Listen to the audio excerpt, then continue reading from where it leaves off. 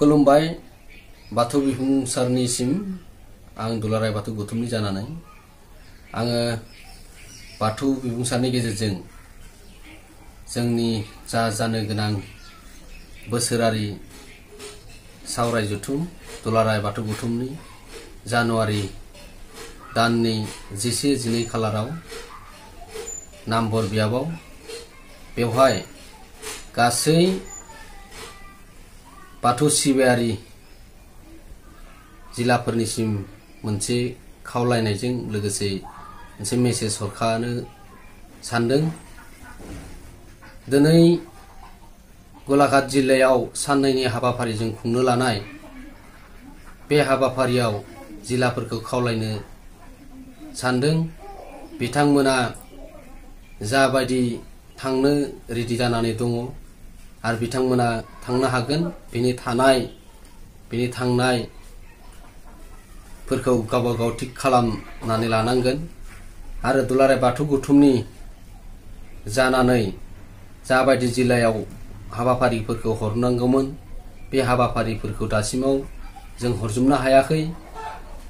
बेनिखायनो मबाइलनि गेजेरजों WhatsAppआव होनाय जादों, जोङो ससियेल मिडियायाव होनाय जादों। जिल्लाफोरखौ दुखु मोननाङा होननानै खावलायनायजों लोगोसे जा लाइमोन आफाद दङ, माइनाव आफाद दङ, बिथांमोनाबो बे हाबाफारियाव लैहोर-लैहोरै बाहागो लाहैनो थाखाय दुलाराय बाथौ गौथुमनि जानानै आं बिथांमोननिसिमबो गुरैयै खावलायहरखानाय जाबाय। बिथांमोना जा हायो बाहागो लाहैनो थाखाय आं खावलायबाय आरो बिनि बे समाव जा थांनायनि जा हान्थामेला बेफोरखौ गोबां जिल्लाफोरा खबर खालामदों, बबे जायगायाव ओंखारनो, बबे जायगायाव थाद'नांगो आरो बेखौनो आङो आंनिफ्राय बुंहरनो सानदों। जोङो ट्रेनजोंबो थांनो हायो आरो जिल्लाफोरा गावबा गाव गारि लानानैबो गोबां जिल्लायानो थांगोन। जायफोर जिल्लाया गारि लानाय हायाखै बिथांमोना ट्रेनजों सुबिदा दंखायो। बे ट्रेना गुवाहाटीयाव निफ्राय सुरुपथारसिम गोबां ट्रेन खारो। बिनि जायफोरा ट्रेननि टाइम टेबलखौ मबाइलजों नायनो हायो बिथांमोना नायनानै लानो हायो आरो जायफोरा नायनो हायाखै थेवबो आङो नैबे मेसेजनि गेजेरजों आं बुंनो थाखाय आं लादों। गुवाहाटीनिफ्राय मरियानि एक्सप्रेस 11:45 AM गुवाहाटीनिफ्राय खारो। बेनिफ्राय कामरुप एक्सप्रेस दङ 3:50 PM बे समाव खारो। डिब्रुगड़ एक्सप्रेस 8:40 PM आव खारो। लिडु एक्सप्रेस लिडु intercity 8:40 PM।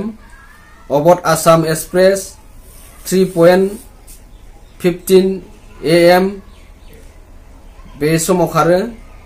New Tinsukia express 7:5 AM बेफोर गासै ट्रेनफोरा बे सुरुपथाराव लाखियो आरो बे सुरुपथारनिफ्राय थोंजोङै गारि फिसा मोननो हायो।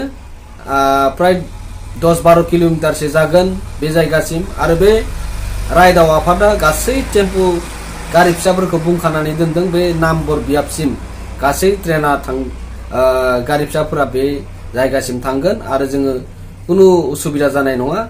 जायफोरा जेरै हायो बेबायदिनो थांनानै बाहागो लाहैनांगोन।